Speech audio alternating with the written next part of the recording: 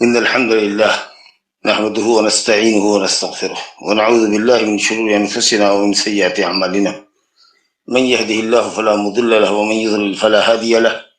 وأشهد أن لا إله إلا الله وحده لا شريك له، وأشهد أن محمدا عبده ورسوله. أما بعد، فأعوذ بالله من الشيطان الرجيم. واعبدوا الله ولا تشركوا به شيئا وبالوالدين إحسانا إلى آخر الآية. دوستو اور عزیزو، والدین کے حقوق کے سلسلے میں کتاب اللہ قرآن مجید اور احادیث مصطفیٰ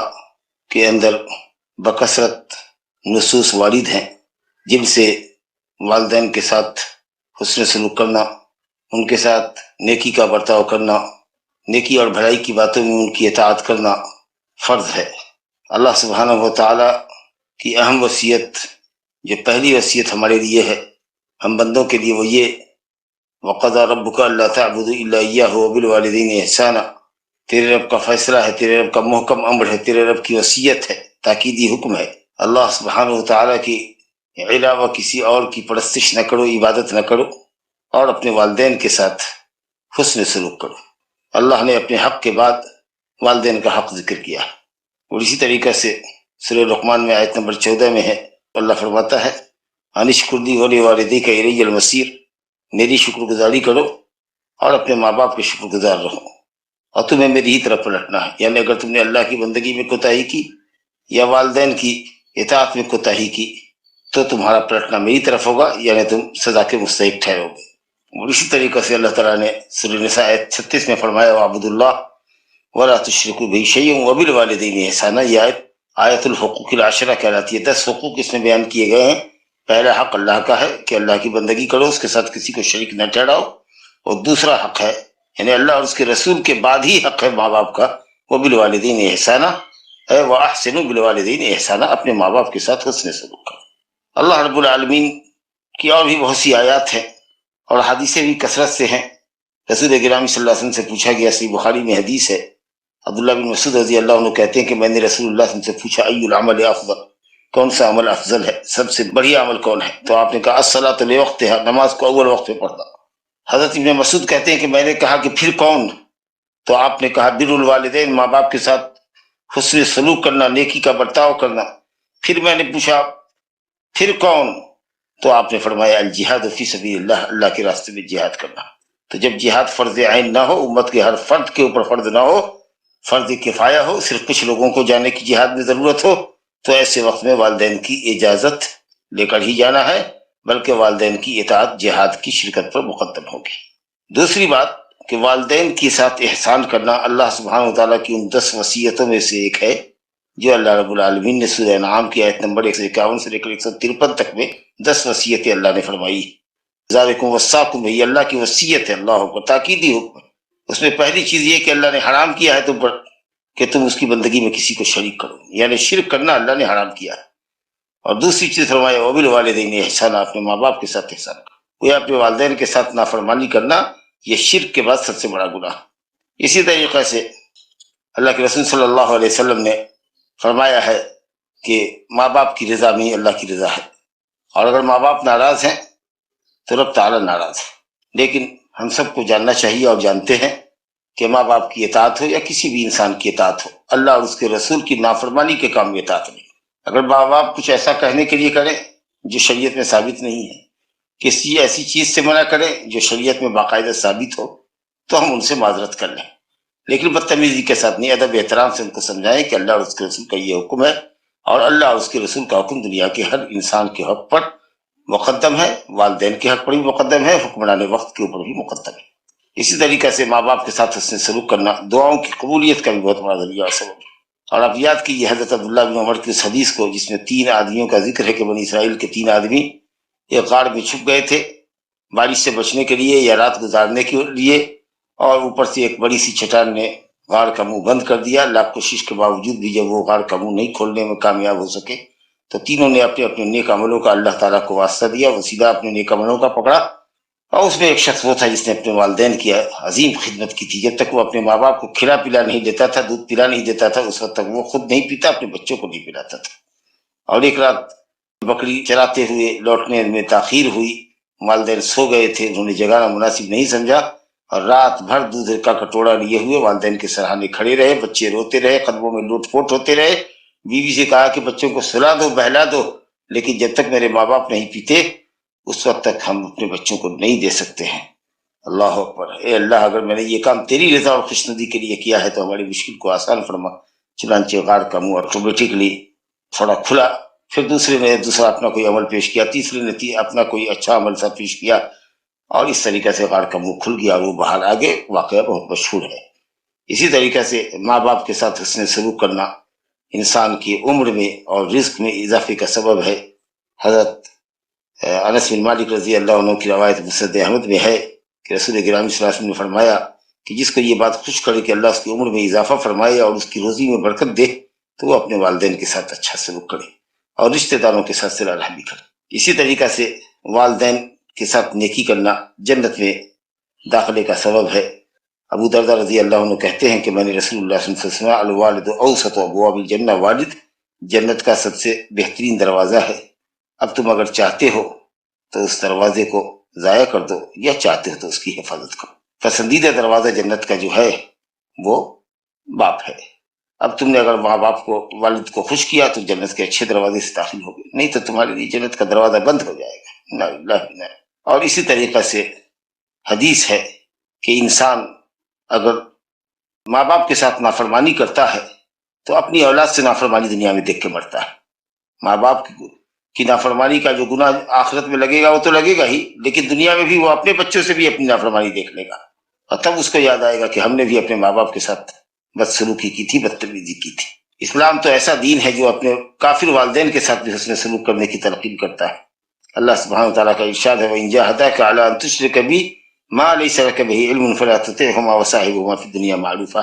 اگر ماں باپ کفر پر مجبور کریں ان کی اطاعت نہ کرو، لیکن دنیاوی معاملے میں ان کے ساتھ اچھا سلوک کرو، ان کے ساتھ حسن سلوک سے پیش آؤ۔ بہرحال یہ ساری باتیں والدین کی اطاعت کی اہمیت کو اجاگر کرتی ہیں۔ اس کے مقابلے میں والدین کے ساتھ نافرمانی کرنا، بدتمیزی کرنا، بدسلوکی کرنا، خاص کر کے جب وہ اللہ رسول کی مخالفت کا حکم نہیں دے رہے ہوں، اچھے کام کا حکم دے رہے ہوں، مناسب کام کا حکم دے رہے ہوں، تو یہ شرک کے بعد کا سب سے بڑا گناہ ہے۔ چنانچہ حدیث صحیحین کی ہے کہ نبی کریم صلی اللہ علیہ وسلم نے فرمایا الا انبئکم باکبر الکبائر، کیا میں تمہیں بڑے گناہوں میں بھی سب سے بڑے گناہوں سے باخبر نہ کروں؟ 3 مرتبہ آپ نے جب یہ فرمایا تو صحابہ نے کہا یا رسول اللہ، آپ نے کہا کہ الاشراک باللہ، سب سے بڑا گناہ علی الاطلاق، سب سے بڑا گناہ شرک باللہ ہے، اللہ کے ساتھ شرک کرنا ہے، اور دوسرے نمبر پر فرمایا وہ عقوق الوالدین، ماں باپ کی نافرمانی کرنا ہے۔ اور آپ لیٹے ہوئے تھے، پھر سنبھل کے بیٹھ گئے، ٹیک لگائے ہوئے تھے، اور اس کے بعد آپ کہنے لگے الا وقول الزور، الا وشہادت الزور، پھر اس کے بعد جھوٹی گفتگو، جھوٹی بات، جھوٹی گواہی نہ دو۔ تو اس طریقے سے یہ بہت بڑا حرام درجے کا عمل ہے، ماں باپ کے ساتھ نافرمانی کرے، کیونکہ اللہ جو رب حقیقی ہے، جس نے ہم کو پیدا کیا ہے، جو ہم کو روزی دیتا ہے، پالتا ہے، اور ہماری ہر طرح کی تربیت فرماتا ہے، اللہ رب حقیقی ہے، تو ہمارے ماں باپ رب مجازی ہیں، کیونکہ وہ ہماری پیدائش کا ذریعہ ہے، اور انہوں نے ہم کو پالنے اور پوسنے میں ہر طرح کی تکلیف برداشت کی ہے، پالا ہے، پوسا ہے، پڑھایا ہے، لکھایا ہے، پروان چڑھایا ہے۔ اسی طریقے سے ہم کو سمجھنا چاہیے، اس حدیث کو بھی اپنے دماغ میں یاد رکھنا چاہیے، کہ دماغ میں لانا چاہیے اس حدیث کو بھی کہ والدین کے نافرمان کے لیے حضرت جبریل امین نے بھی بد دعا فرمائی، اور نبی صلی اللہ علیہ وسلم نے ان کی بد دعا پر آمین کی۔ بد دعا جبریل کریں اور نبی صلی اللہ علیہ وسلم آمین کہیں تو اس بد دعا کی قبولیت میں کوئی ڈاؤٹ رہ جائے گا،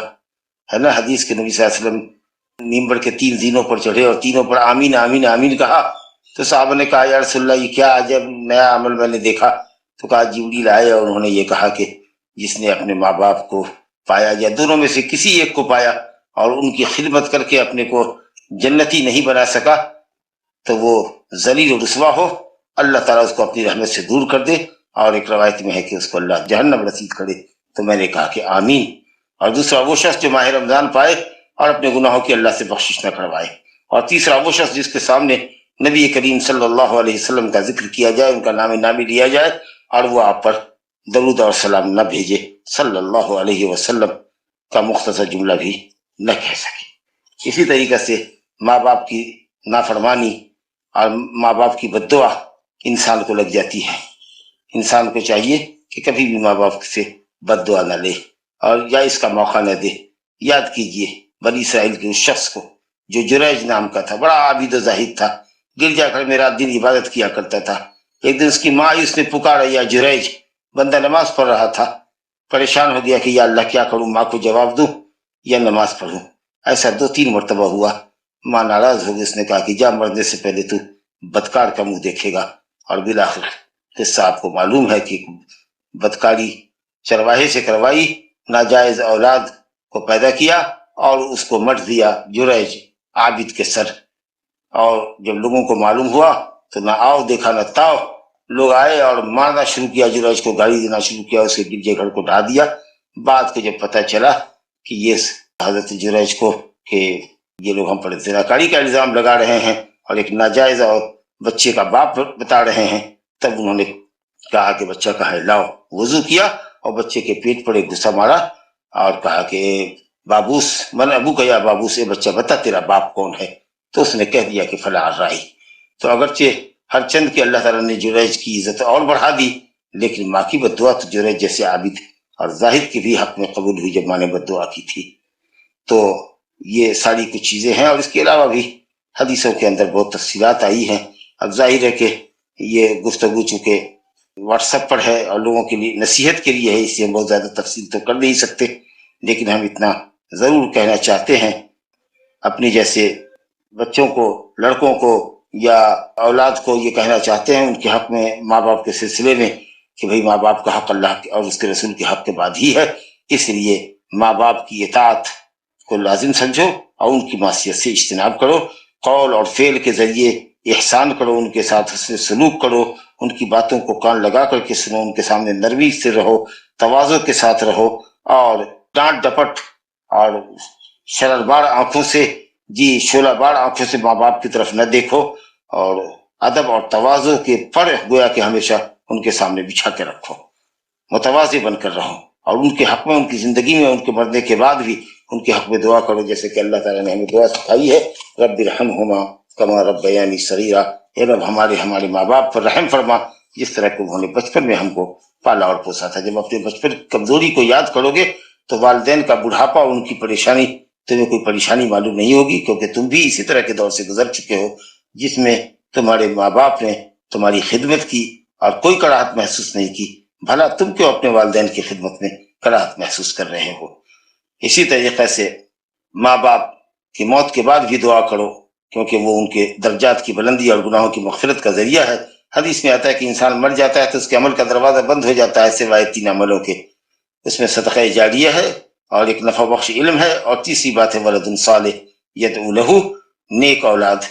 جو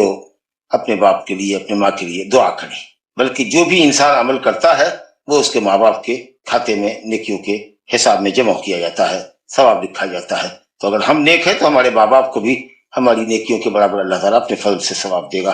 اور اسی طریقے سے ان کے حق میں بطور خاص دعا بھی کرنی چاہیے، اور اللہ نے مال اگر دیا ہے تو ہم ان کی طرف سے صدقہ بھی کر سکتے ہیں۔ چنانچہ صحیح بخاری میں روایت ہے کہ ایک صحابی نے رسول اللہ سے پوچھا، غالباً وہ سعد بن عبادہ تھے، کہ یا رسول اللہ میری ماں اچانک مر گئی اور میں سمجھتا ہوں کہ میں اگر وہاں ہوتا تو وہ مجھے صدقہ کرنے کا حکم دیتی، تو کیا اگر میں کوئی صدقہ کروں ان کی طرف سے تو ثواب پہنچے گا؟ آپ نے کہا ہاں بالکل پہنچے گا۔ چنانچہ انہوں نے ایک باغ اپنی ماں کی طرف سے خیرات کر دیا۔ اور اسی طریقہ سے اگر ماں باپ پر قرض ہو تو اس قرض کو چکاؤ، زندگی میں بھی مرنے کے بعد بھی اگر ان کے قرض رہ گئے ہوں کہ قرضوں کو چکانا لازم ہے۔ اور اسی طریقے سے اگر اللہ نے مزید پیسے دیے ہیں تو ماں باپ کی طرف سے اگر انہوں نے حج فرض کیا تھا تو حج نفل کرو، اور اگر نہیں حج فرض ادا نہیں کر سکے تھے تو ان کی طرف سے حج کر دو تاکہ ان کو ثواب ملے۔ اس کی بھی دلیل موجود ہے۔ مالی عبادت گویا کہ آپ ان کی طرف سے کر سکتے ہیں، اور پھر جو بھی آپ نیکیاں کرتے ہیں اس کے برابر اللہ تعالیٰ ان کو نیکیاں پہنچاتا ہے۔ اسی طریقے سے اگر کوئی نذر انہوں نے مانی تھی اور نذر پوری نہ کر سکے، مر گئے، جیسے کہ ایک آدمی نے سکتا نبی صلی اللہ علیہ وسلم سے دریافت کیا کہ میری ماں مر گئی اور ان کے اوپر نذر تھا، تو کہا کہ کیا میں پورا کروں؟ آپ نے فرمایا اخذہی عنہا، صحیح بخاری کی روایت ہے کہ اپنی ماں کی طرف سے وہ نذر پورا کیا۔ تو اس طریقے سے میت کی طرف سے، والدین کی طرف سے صدقہ کرنا چاہیے، اور ان کے ساتھ ادب تمیز سے ہمیشہ پیش آنا چاہیے، اور کبھی بھی ان کو اپنے سے ناراض نہیں کرنا چاہیے۔ اسی کے ساتھ ساتھ آخر میں ہم یہ مناسب سمجھتے ہیں کہ والدین سے یہ کہیں کہ آپ حضرات اپنے بچوں کی تربیت پر خصوصی دھیان دیں، کیونکہ ہماری عدم تربیت کا نتیجہ ہوتا ہے کہ بچہ آگے چل کر کے بگڑ جاتا ہے۔ اللہ تعالیٰ نے فرمایا یا ایھا الذین آمنوا قوا انفسکم واہلیکم نارا، اے ایمان والو اپنے آپ کو اور اپنے آل و اولاد کو جہنم سے بچاؤ۔ اور حدیث میں ہے کہ ما نہل والد ولدہ قط افضل من ادب حسن، او کما قال صلی اللہ علیہ وسلم، کہ کسی والد نے اپنی اولاد کو کوئی اچھا، اس بات سے کوئی زیادہ اچھا عطیہ اور تحفہ نہیں دیا کہ وہ اس کو ادب سکھائے۔ یعنی اچھے ادب کے مقابلے میں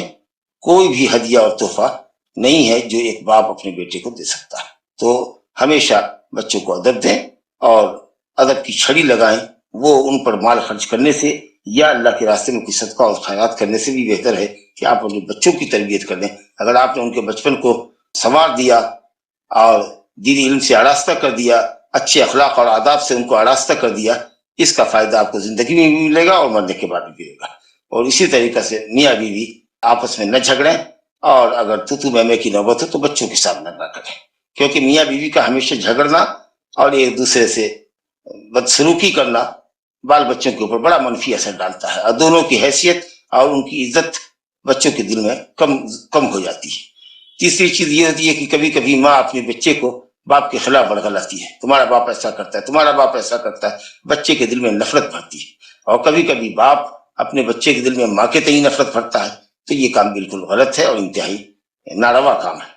اور اسی طریقے سے کچھ بچے ہوتے ہیں جو شادی کرنے کے بعد بگڑ جاتے ہیں، شادی سے پہلے بڑے فرما بردار تھے اور شادی کرنے کے بعد بگڑ گئے، گویا کہ جو بھی کچھ ہے وہ ان کی بیوی ہے ان کے لیے۔ اور کچھ لوگ ایسے ہوتے ہیں جو بری صحبت سے خراب ہو جاتے ہیں۔ تو گارجین حضرات کو بھی چاہیے کہ وہ ان باتوں کا خیال رکھیں، اور اولاد کو بھی چاہیے کہ وہ اللہ سے لڑے ماں باپ کے حق کی ادائیگی میں، اور یہ سمجھے کہ ان کا حق بہت اہم ہے، اور اس حق سے جب تک ہم عمدگی کے ساتھ پار نہیں اترتے ہیں اس وقت تک اللہ تعالیٰ کی ہم رحمت کے مستحق نہیں ہو سکتے ہیں۔ بلکہ حقیقت یہ ہے کہ ماں باپ کا احسان کبھی ادا ہو ہی نہیں سکتا ہے، کبھی بھی نہیں ہو سکتا ہے۔ اولاد چاہے جتنی بھی کچھ کوشش کر لے، لیکن ماں باپ کا جو حق ہے وہ ادا ہو ہی نہیں سکتا۔ لیکن زیادہ سے زیادہ طاقت بھر، استطاعت پر جو بھی ہو سکے، جتنا بھی ہو سکے، آدمی کو چاہیے کہ اپنے ماں باپ کو خوش رکھے اور اللہ کے ہاں اپنی جنت کو سیکیور کر لیں۔ وباللہ توفیق، وصلی اللہ علی نبینا محمد وآلہ وصحبہ اجمعین، وآخر دعوانا الحمد للہ رب العالمین۔